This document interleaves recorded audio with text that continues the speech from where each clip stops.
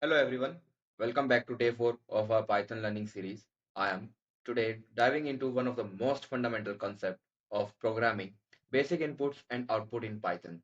Whether you are building a calculator, a chatbot, or just experimenting with Python, understanding how to get input from users and display output is crucial. Stick around till the end because I will also share some real world use cases that you can start practicing today. So let's jump in. So what is basic input output in Python? So Python prints the function. The function prints the specific message to screen or other standards output devices. The message can be a string or any other object. The object will be converted into a string before returned to the screen. So the simplest way to produce output is using the print command.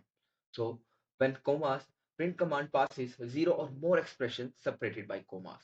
This function converts this expression you pass into a string before writing to the screen. So the syntax says print objects were separated by comma and file and flush. So the example, if you write a message, let me print a message for you guys. Let's print pri print hello wrld, and now just print the command. Here we get the string which is hello world. So the output is hello world, but if I take another example, that is print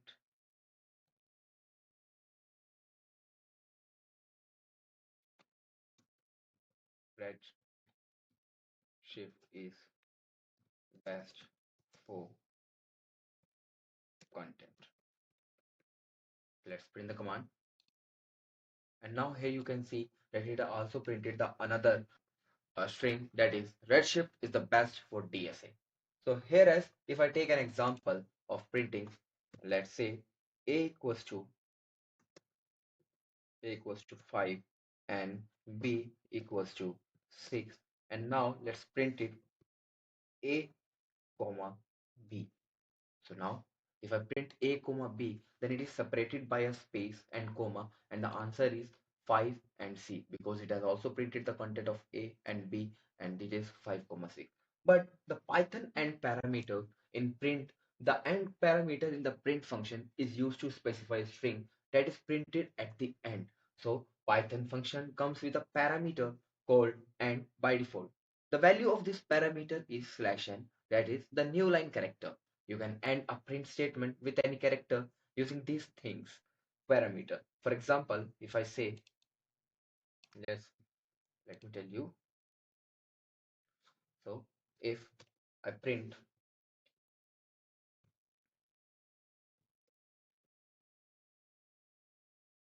welcome to and separated by comma and end equals to base.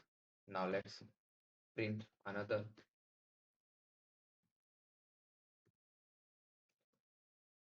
print and separated by comma red shift and separated by comma and end equals to this.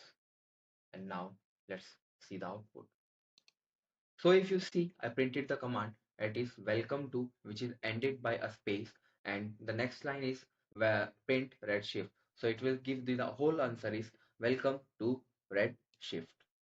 So now here is the another thing that I want to explain to you guys is that the parameter of Python separator in print is to argument the print function. In Python is spaces by default, so which we can be modified and can be made to any characters. Parameter used to achieve the same. It is found only in Python 3.6 or later. Further examples. For it is also used for formatting the output strings. So if I take the example, then let me show you how clearly we can give the answer to this code. And if we take this example out, now you can see. Let me change the date, and today is 24, and the date is 12, and the month is 7. So now it is separated by space, and it is redshift, and the month is separated by space. Let's see the result. So here you can see that the code has been run and it is separated by a space and the another line is being added which shows the date of this function. So whereas I have the other problem statements that I want to explain with you guys, that what will be the output of the following Python code if we print the name, that my name is Asmat, and print hello everyone. So let's print the code. If I say Control C and okay, and now let's run the command. So here you see that my name is Azmat and hello everyone, where it is being separated by comma and space as well as. So this is how we will end this the following Python codes with the parameters of end. Now it's all about taking the inputs. To take input from the user, we use the input function. Then this function first takes the input from the user and then evaluates the expression, which means Python automatically identifies whether the user and a string or a number of list. If the input provides is not correct, then either syntax error or exception is raised by the Python. So now let's take an example of Python program showing the users of the input.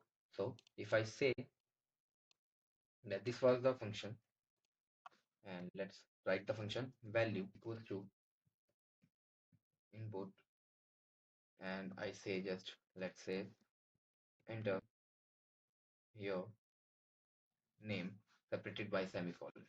Now print print hello plus value. So the output will be hello and your name. So let's see, if we run the command, then it will comes into the terminal. And now in terminal, I have to write my name. So let's write red shift. And here you get hello redshift. So this is how the input function works in Python. When the input function executes, program flow will be stopped until the user has given input. The text or message display on the output screen that asks the user to get the input value in the options. And whenever you see an input, the input function converts it into a string. So if you enter a string value input, function converts it into a string. You need to explicit convert it into an integer in your code using typecasting. So now I will be using the typecasting to program and function the code and check the input type in the Python. So let's see that one of the code is here. The program to check the input type is Python and the name is input, where we have to put the enter the name and the print name, and let's see the what is the typecasting of our name. So let's use it, and here let me enter the name after running the command, and the name is red shift, and hit enter. Once you hit enter, you get the print name. So you have the print name, and then what is the type name class? Then it is a string class which we are performing in the task. So here is another example that I would love to explain with you guys. And let me take this example. So here the integer input, enter a number and then print the number and tell the what is the type of the number. So let's run the code. Once you run the code and write number, let's say the number is 56. Oh, sorry, let me enter it here, 56, and here you get the 56. So the number is 56 and the type of number is integer class type. Or else if I say that again run the command and put the number as 6.7, now hit enter. So it will be showing us the value that is the invalid because it's not taking the trace back of most recent code. Thank you. Okay. Now let's come to the separated input in one line in Python. How to separate space separated input in the one line in the Python. So this is the function which we are basically using in separating the functions, which is so xy equals to input dot split, which will separate inputs in one line in the function, because we don't have to explicit specific split because split uses an white space character as a delimiter as default. And one, the thing is to note that the above Python code is both x and y would be of a string. So we can convert that into a using another line. For example, if I say x, comma, y equals to input dot split tab map input dot split. So let's print now, print x comma y. Okay, and now let's first of all I will take this out so that you can understand it very clearly. It is input dot split. Now it's okay. So let's run the code now. Okay, trace back, yeah, here. So once I get it, now I will be writing the numbers, which is 2, 4. So I will get the answer as 2, 4. So this is how, if the input is x and y, then the print will be also 2.5. For another example, if I take x, y as the input, and let's say this one, control C, control V. In this, x, y are the input, which is the using split separated input in one line, and A is the input. Then let's see what is the x, what is y, and what is A. Let's run the code, and once you, it will say, write the code for. Let's put the enter the numbers and the integer. So x and y are the input. So let me take the number as 20, 40, 35, and I would say the name will be shift RED SHIFT, and now hit enter. So once you hit, the class X is of string type, and the another Y is also a string type, and the types of A class is also a string. So this is how we'll be using the typecasting to typecast the integer into a string format. So now I'll be answering two of your questions, that is how to add two numbers. So first, if you want to write a code to type two numbers, is then print tab, and I will say enter value of A. Then I'll be writing A equals to int input, then print a value of B, and B equals to int input, and then I'll be writing print value of C, where C equals to, I will say A plus B, and print sum of A and B, which is C. Or else I can also write print value of C, that is okay. So now let's do it. Once you did, enter the value of A. So the value of A is 25. Okay.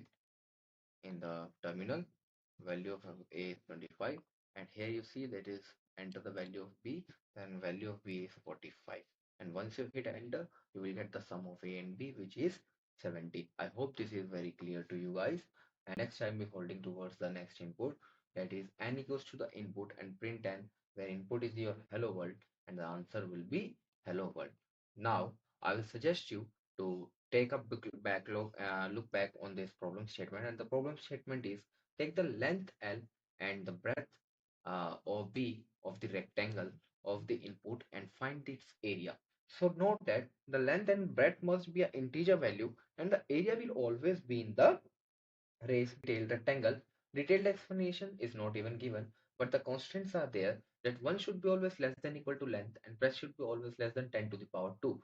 For example, if sample input is 4 and 20, where 4 is the length and 20 is the breadth, then we get the answer is area equals to length into breadth mathematically, which gives us 4 to the 880. So the explanation of sample input 1 is length of the rectangle 4 and breadth is 20, and here we get the answer as 20, 80. So now we'll be doing one of the expressions and writing the code for this mathematical operation is of how to find the area of rectangle. So let me write area of rectangle.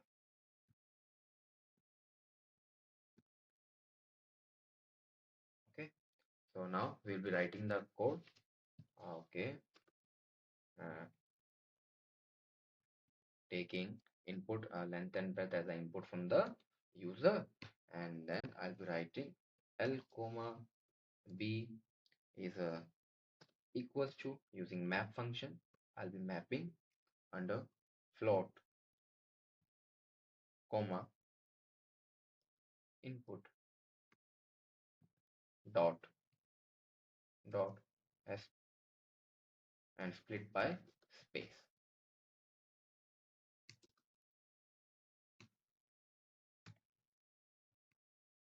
Okay, then calculating the area,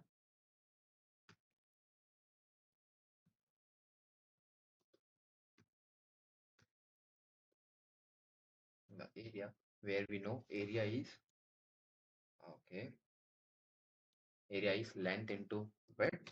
So now let's print area of rectangle, which is area, and now let's print that. So if I put the length is 12, okay, length is 12, and breadth is, I say, 5. So the area of rectangle is 60. Hence, our code has been written for to find the area of rectangle. Now, I will giving you as a homework of the other two problem statements. The post problem statements are: take the person's name and age as input and print the output of the name and the specific age as specified. So the detailed explanation is that the age of name of the person is Ali and the age of the person is 30. And if the sample output, the name of the person is Ali and the age is 30, then explain the sample. Explanation of sample is that the input name is Ali and the input age is 30, which is being printed in the specified format. And the another problem that I want to solve with you guys is take the principal amount, rate of interest, and the time period to calculate, let's say, problem statement that you have given. Which one? Okay, this one problem. Yes. So take the principal amount and rate of interest and the time period as input and calculate the simple interest. So the return answer is a floor integral value. So if I say if sample is 2000 and the principal amount is 2 and 2.2 and the interest is of 4 years, then the sample output will be 176. So we will be writing the code to explain how to find the simple interest of the function. So for that, I'll be saying that hashtag taking input from the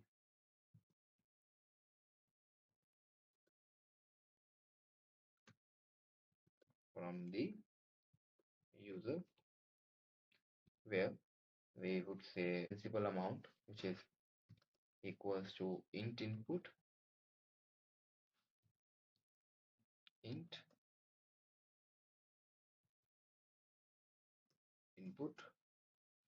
and I would say rate equals to int input, and time equals to int input.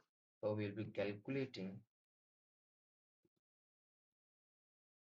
simple interest, and the formula of simple interest is formula of simple interest interest is SI equals to P into R, sorry, P into R into T, which is divided by which is divided by 100. So whereas SI equals to int under one more, and I will be saying that principal into rate into time, where divided by 100. So let's run the code. Oh, sorry, and print SI. So here is the simple interest, which is SI, and now let's print the simple interest of the function. Okay,